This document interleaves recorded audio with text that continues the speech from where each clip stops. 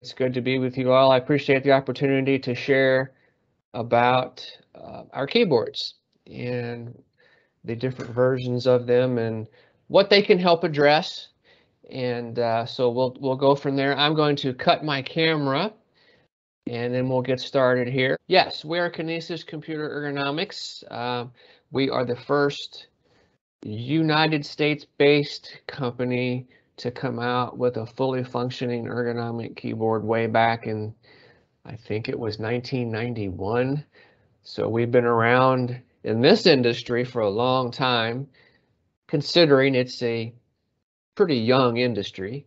So that's what we specialize in, our computer peripherals. All these products you see, all these keyboards, we design these, and that's our bread and butter. So today we're going to talk about the Freestyle Keyboard family. It's a family of keyboards. They all perform the same functions in terms of how they address ergonomics, but they have a few minor differences. In some cases, a couple major ones in terms of features that I'll differentiate. And then we'll finish up with the Advantage keyboard, also called our Contour keyboard, and discuss what it can offer as well. So without further ado, let's go ahead with the Freestyle keyboards. In terms of why we decided to design the Freestyle keyboard, after having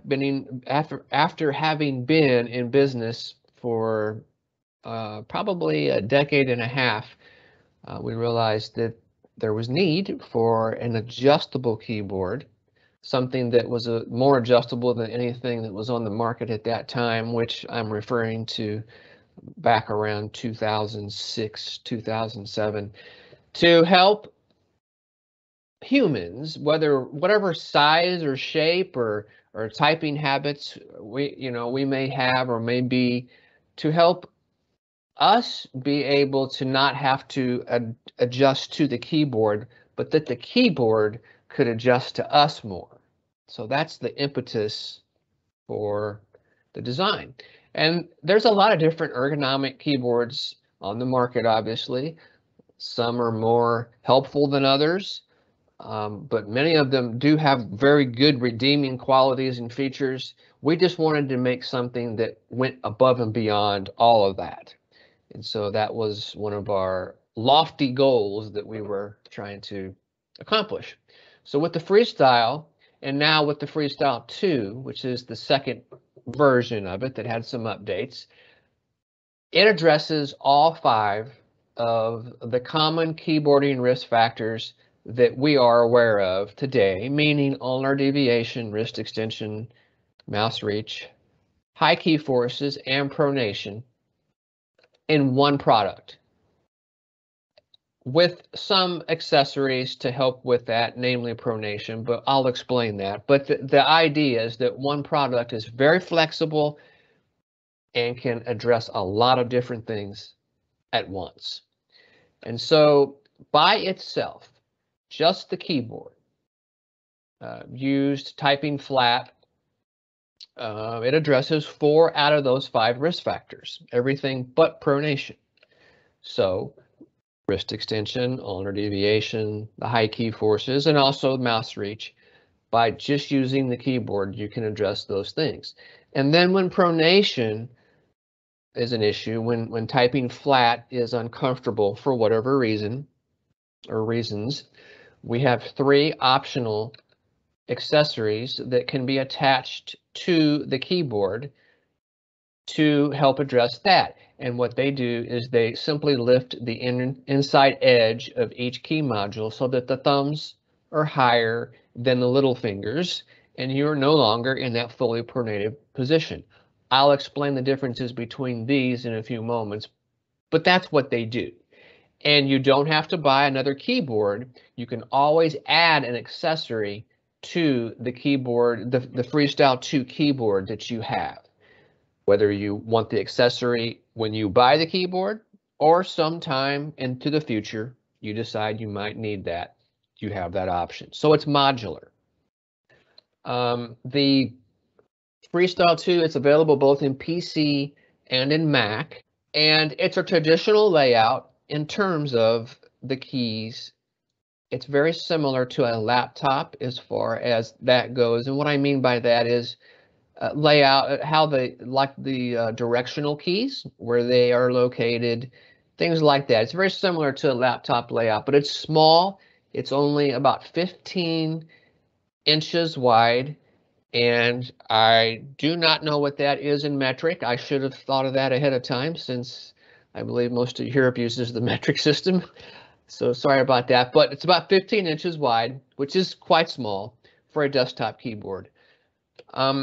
As far as the risk factors, let's quickly go over how it addresses them, and then you'll have a better view and concept of that, better context. As far as ulnar deviation goes, obviously this is a very common issue that we hear about all the time. It's probably the top, that and overreaching for the mouse are probably, at least here in the US, it's what I hear about the most. So with the Freestyle, you can use the keyboard like this, closed and connected in its smallest footprint form, if you will. It's got a little bit of built-in separation already, so if you do not have much in the way of ulnar deviation, that may be enough for that individual, and they may like that type of a footprint, and that's fine. Most people end up adjusting it, though. That's typically what most people end up doing, and there are two ways to go about that. First is splay, what we call splay, where the keyboard stays connected at the back and you move the front out like this in varying degrees of this kind of an angle. It could be less or more than this. It's very adjustable, so it can be quite a bit more than this if you want it to be. However, most of our customers ultimately end up fully separating the keyboard versus just splaying it. And we've learned the reason, or one of the main reasons, is that even though with both splay and separation, you can get the wrists neutral, which is the main goal there, with splay, sometimes people end up holding their elbows out, and they literally are efforting to do that. Versus with separation, you can just relax your elbows at your side. I know in this picture it looks like the arms are straight out, but the idea is that you can have them at a 90-degree or close to 90-degree angle and just relax them at your side, whatever size you are, whatever width your shoulders, your body is. You can find a separation that matches that, and it's just more comfortable. More of our customers separate the keyboard than splay the keyboard. That may not be where they start, but it's usually where they end up, which is full separation. So how do you go about that? Right here are two buttons, and when you just slide one of them and then lift up and it releases off of that connecting piece, you can always reattach it, or you can just remove that connecting piece altogether and adjust the keyboard however and whenever you want. You don't have to have that piece there. It's there if you want it, but it's not a requirement. When you do have the keyboard separated, now you can address both limbs, both arms, left and right, separately, individually, and have a better chance of getting each limb and therefore your whole body in a more optimal position that's more comfortable for that individual. And you're not sacrificing or settling or just finding a happy medium because the keyboard, with keyboards that don't separate. Since this does, that really eliminates that. And now we can shoot for, like I said, more of an optimal position. So closed or connected, splayed to various degrees, or separated to various degrees, whether that's a ½ inch or a few inches, or maybe all the way up to 7 or 8 or 9 inches. Those are all possibilities. And then we also have a version that goes beyond the standard 9 inches all the way up to 20, if a person needs that. So if a person needs more than 9 or 10 inches with the standard model, we've got the model that has a longer cable that you can go all the way up to 20. So ulnar deviation, you can effectively eliminate that pretty quickly and pretty easily just because of the ability to separate to the degrees that you can. Whatever the body type, whatever the body size. The second one, wrist extension. When that is an issue, when typing where we bend our wrists or bend our hands and arms at the wrist and type that way, often touching the desk or the work surface, this is something obviously that's not ideal in terms of ergonomics. So a lot of keyboards are still a higher profile, they have a positive slope, or if they are a lower profile, they still may have a positive slope. And these things do not help reduce wrist extension, they just actually accentuate it. With the Freestyle 2, it is a low profile keyboard. It's less than an inch high from tops of the keys to the bottom of the keyboard, and it's completely flat, 0-degree slope. And there's no pop-up feet back here to tempt people to, you know, just raise the keyboard. So we don't even have that. And so it keeps the hands and the palms and everything very close to the work surface.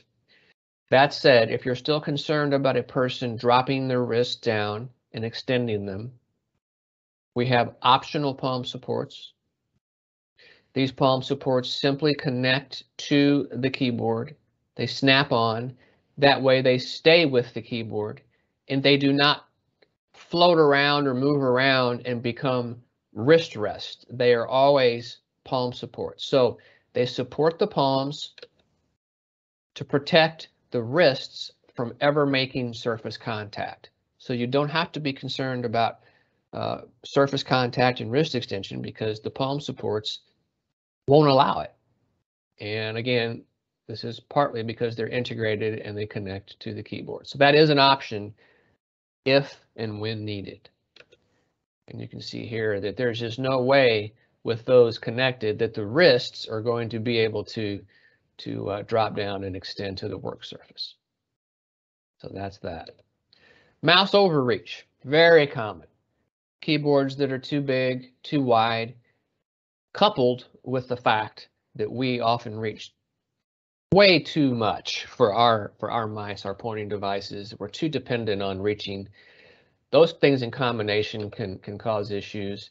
And with the shoulder and the arm, of course. With the Freestyle, when you replace, I'm trying to say, a large keyboard with the smaller Freestyle, you gain a lot of surface area back and you get the mouse much closer to what we would consider shoulder width to help cut down on that reach.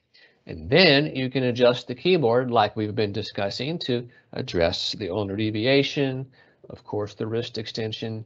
You're able to address multiple risk factors very quickly and very easily because the keyboard is small and it's highly adjustable. And that's just simple, good design, but that's the reason. Those are the reasons. Now, as you may notice, what you don't see here is a dedicated number pad or keypad, however you may call that.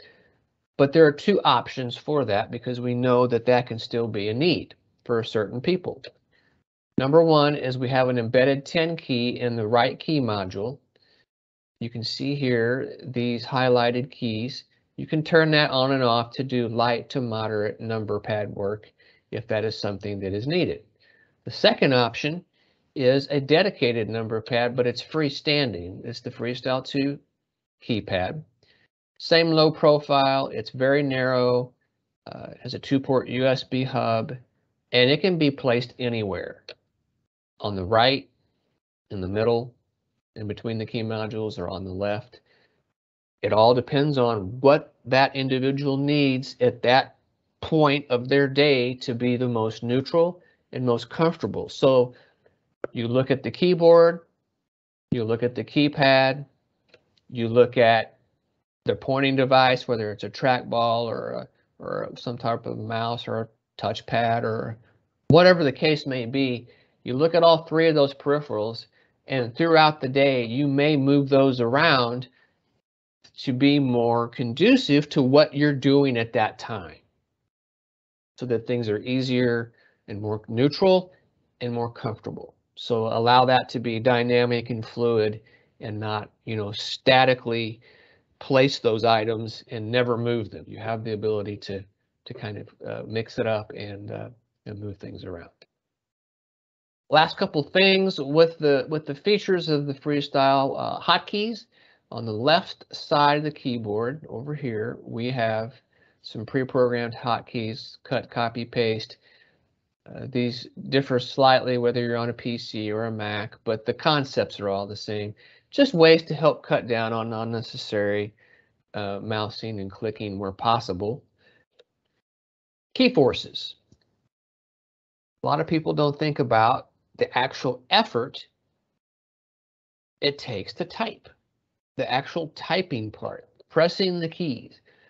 We actually do and take it very serious, and we have come up with a low force, tactile, and full travel key switch, the combination of those things, to help provide what we found to be very gentle typing. So you want a low peak force, which we have, average peak force of 44 grams. Just for context's sake, the Microsoft 4000 has an average peak force of 63 grams.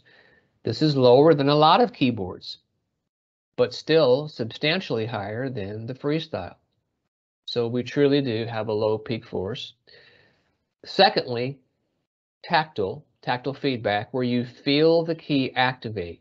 About 2.5 millimeters into the key press, you have a secondary activation force where you feel that the key activates. So it's literally felt, and then you can move on to the next key press. Most of the time, most humans respond well to having some tactility when they type. It lets them know that they've activated that key. It's not something they're thinking about. It's a feel thing, but that's usually how we react, is once we feel that, then we move on to the next key, even though it's happening very fast. And thirdly is a full travel. What I mean by that is we have a 4 millimeter key. Compare this to laptops and keyboards that have much lower travel keys, maybe about 2 millimeters. The difference with that is this: when you have a low travel key, you are almost guaranteed to bottom out on every keystroke and have a hard impact. The fingertips are, everything's bottoming out for hard impact. And when you have a full travel key, that's much less likely to happen. You feel the key activate, like we talked about, and then everything below that, there's a bit of a buffer so that you're less likely to bottom out. Just a better chance of being a more gentle typing experience. And this is something that you just have to feel for yourself, but that's the explanation behind it. And then lastly is pronation. When you are typing flat, some people, that can cause pain, especially in the forearm areas. Not for everyone, but for some people it is an issue. So we have the 3 accessory options that I mentioned earlier. We have the Ascent, which goes from 20 degrees up to 90 degrees in 10-degree increments. It is not a very common need. It's good to know that it exists if there's a specific injury or something like that, but it rarely is it needed, especially at these kinds of angles. But it's a good option when needed. What's much more common are the VIP3 and the V3. And these both, even though they look different, what you're seeing here, these both offer 5, 10, and 15-degree tinting angles. It can be symmetrical, like you're seeing in these pictures, or it can be asymmetrical, where one side is higher or lower than the other. But they both offer those 3 angles. The only way they differ is the VIP3 comes with and requires those palm supports that I showed you a while ago. They have to be on when you're using the VIP3. And the V3 does not allow those palm supports to be used. Even if you have the palm supports, you cannot connect them It just won't allow them. So it's either palm supports or no palm supports. Those are the two options. And that works. But the palm support version, the VIP3, is more popular. A lot of people find that when the keyboard is raised off the table as such, that having those palm supports is a good idea so that they're less likely to extend their wrist and touch the work surface or something of that nature. So that is more popular overall when you're talking about selecting one of those accessories.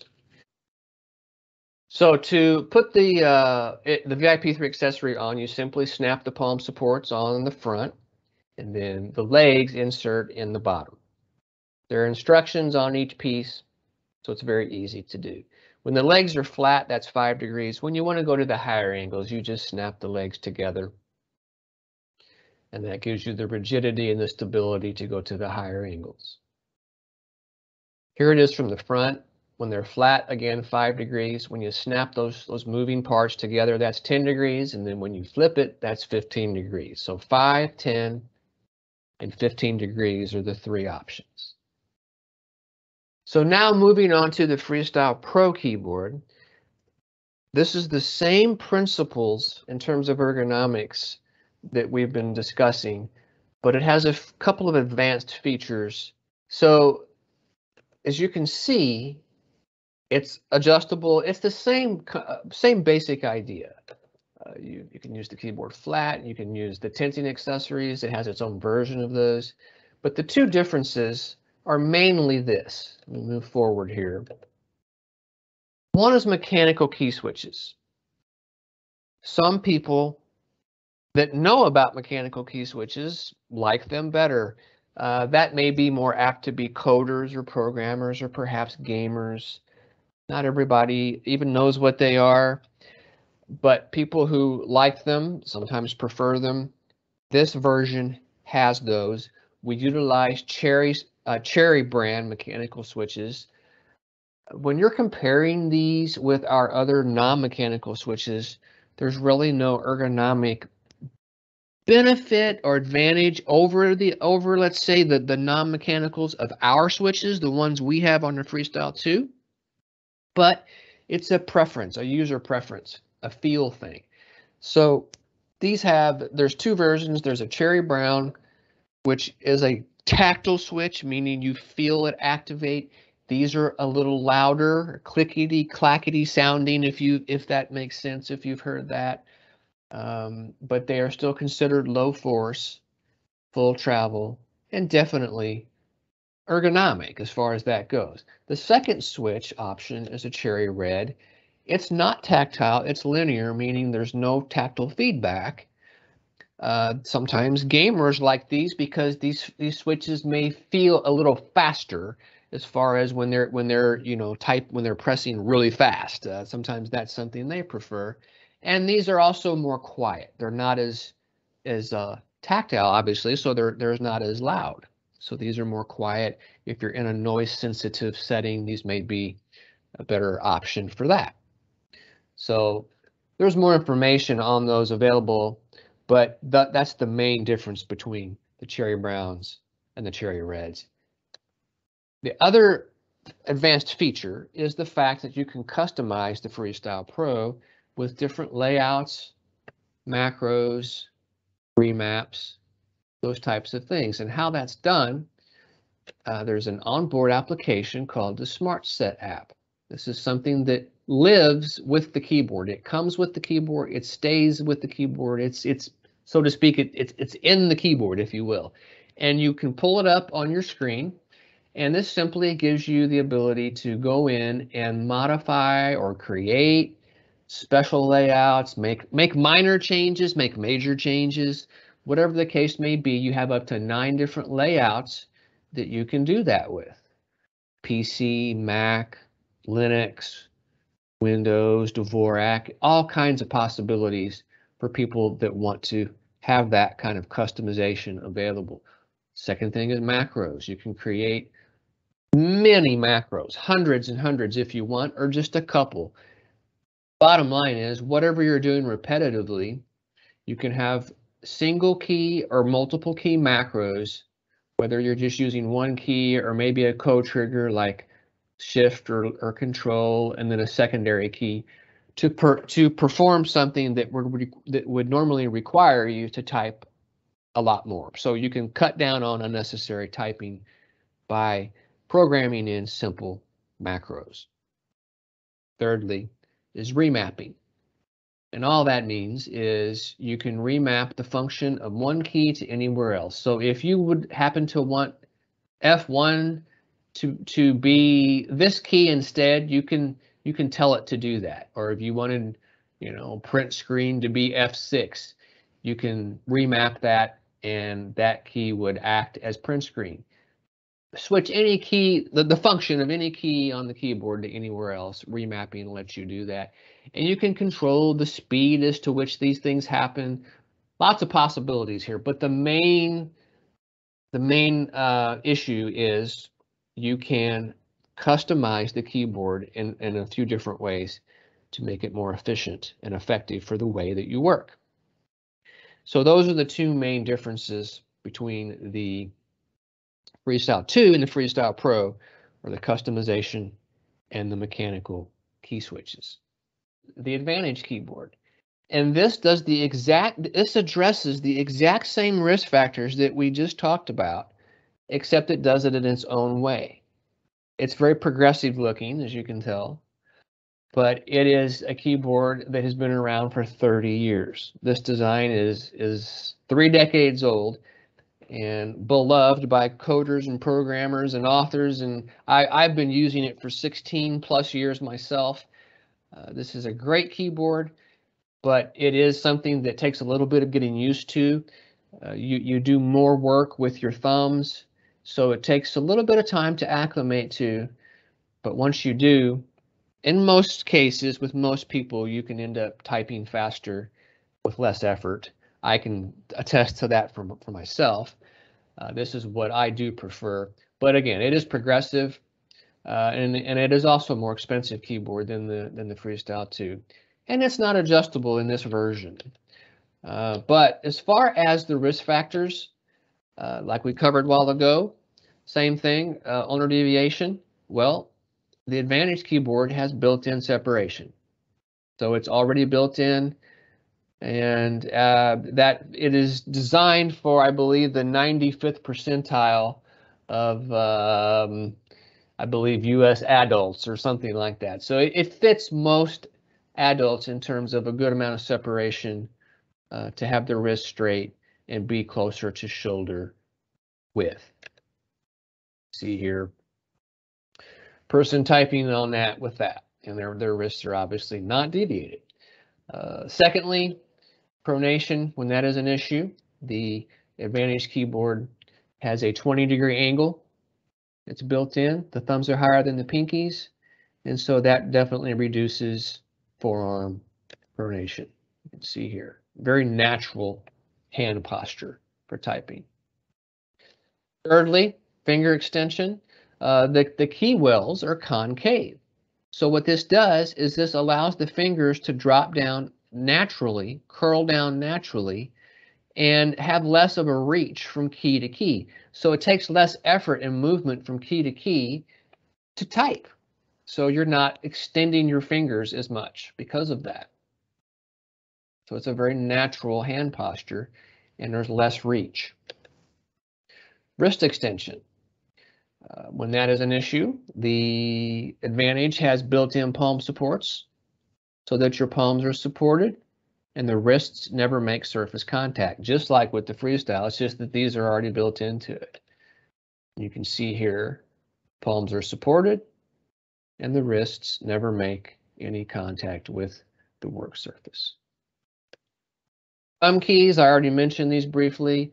Things like enter and other things like page up, page down, delete, backspace. These are under the thumbs now, and that way you're doing less with your pinky or your little finger and reaching less, so that your hand positioning is more centralized and you're not moving around as much on the keyboard, which just helps with speed and efficiency and less stretching of movement. So that is something that the thumbs are doing more with this particular keyboard. And so the hands can remain more centralized and not moving as much around the keyboard as on a standard layout.